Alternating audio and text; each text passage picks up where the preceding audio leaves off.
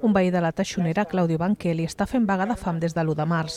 Es planta cada dia davant de l'edifici de Santa Rosalia 91 per protestar. L'acció té lloc a l'edifici que fa 3 anys l'Ajuntament, aleshores governat per CiU, va expropiar perquè es trobava en molt mal estat. Una actuació que va comportar indemnitzacions als veïns que hi vivien, com és el cas d'en Claudio. Tant ell com l'Encarna i la Josefa, també afectades, consideren que no es va fer justícia. Diuen que el govern actual els va prometre una compensació que no ha arribat.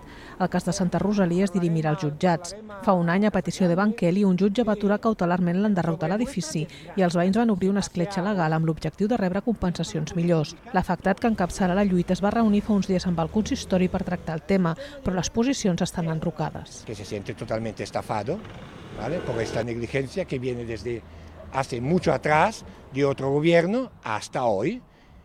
Y dado que yo me siento que no tengo nada en contrapartida a toda esa situación, sino mi vida, empiezo mi huelga de hambre.